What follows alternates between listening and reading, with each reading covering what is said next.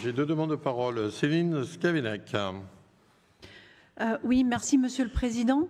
J'ai une proposition d'amendement à cette délibération. Donc, je vous propose de présenter d'abord l'amendement et ensuite on aura le débat sur la délibération. Ok, c'est bien ça, merci. Donc, vous avez l'amendement sur table. Chers collègues, c'est un amendement du groupe écologiste sur cette délibération concernant le financement des espaces naturels sensibles et le CAUE, Conseil en aménagement, urbanisme et environnement. L'objectif du département du Nord, et je pense que c'est bien ce qui fait consensus entre nous, c'est à la fois de donner au CAUE les moyens nécessaires à son bon fonctionnement, c'est-à-dire son ingénierie de grande qualité auprès des communes pour les accompagner dans leurs projets, tout en soutenant une politique écologique ambitieuse pour les espaces naturels sensibles, qui est, elle, menée en propre par les services du département et nécessite aussi des moyens importants. Pour relever ces deux défis, le département dispose d'un outil depuis la loi sur l'architecture de 1977, c'est l'affectation du produit de la taxe d'aménagement qui est partagée avec les communes, mais avec un double pouvoir pour le département, pouvoir de taux, d'une part, dans la limite fixée par le législateur, et pouvoir de répartition, d'autre part, entre ce qui va aux espaces naturels sensibles et ce qui va au CAUE. Alors, il se trouve que le taux de taxe d'aménagement du département du Nord est actuellement très inférieur, 1,45%, au plafond autorisé de 2,5%.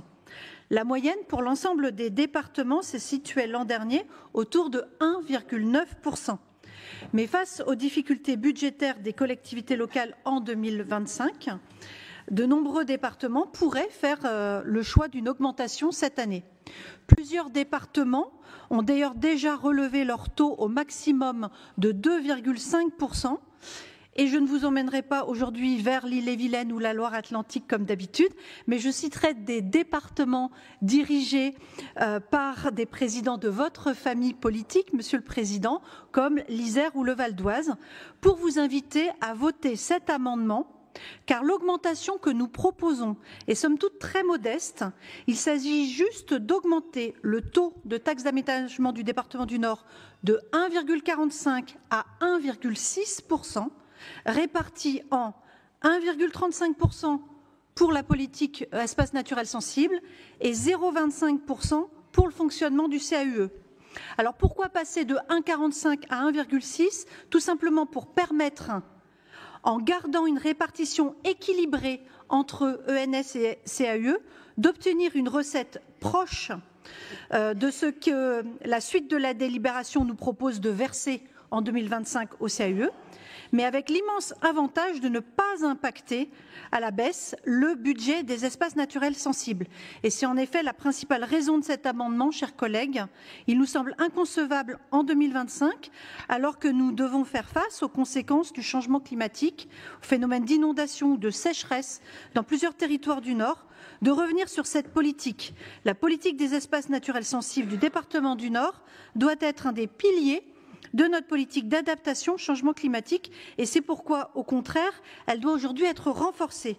Donc je compte sur vous pour voter cet amendement. Je vous remercie. Du coup, si l'amendement est rejeté, je voudrais faire une explication de vote.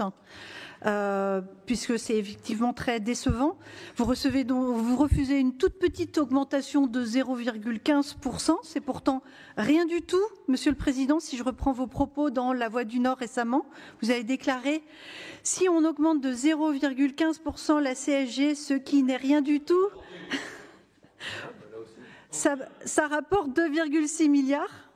Donc ce 0,15% de rien du tout, c'est tout ce qu'on proposait pour l'augmentation de la taxe d'aménagement. Non, derrière votre refus de voter cet amendement, qui est pourtant tout à fait raisonnable, parce que si nous étions à votre place, nous aurions sans doute envisagé le taux de 2,5% pour développer encore plus les ENS. Derrière tout cela, il y a surtout une grande hypocrisie et une grande erreur. Une grande hypocrisie d'abord parce que la vérité, c'est que vous avez dans le nez le CAUE, vous ne voulez pas soutenir cette structure et vous êtes bien embêté avec le fait que, de par la loi, vous y êtes obligé de le faire avec le versement d'une partie de la taxe d'aménagement. Et vous ne voulez pas soutenir le CAUE, on a eu le débat en commission, donc on a bien compris les raisons. Et vous cherchez par tous les moyens de les mettre en difficulté. C'est la raison pour laquelle vous avez changé la répartition des financements il y a 2 ans. Et si vous semblez revenir en arrière aujourd'hui avec cette délibération, c'est en réalité pour continuer à mettre la pression sur le CAUE, dont vous dénoncez une opération immobilière à Lille, alors que c'est un choix de son conseil d'administration. Donc on peut dire aussi toute la vérité. Ce qui vous gêne, c'est l'indépendance de cet organisme. Vous voudriez qu'il soit à votre botte, mais justement, c'est cette indépendance qui permet la qualité de leurs analyses et le respect de leur éthique professionnelle.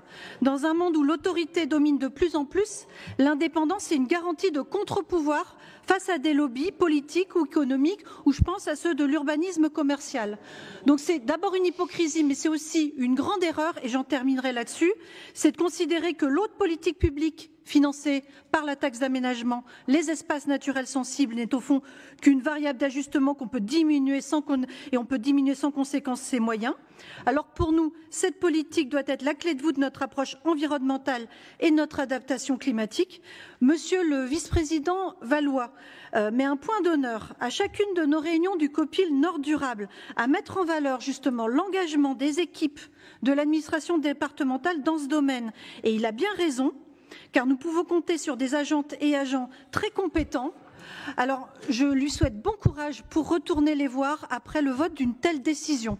Donc, n'acceptant de vous suivre ni dans vos hypocrisies, ni dans vos erreurs, nous voterons donc contre cette délibération.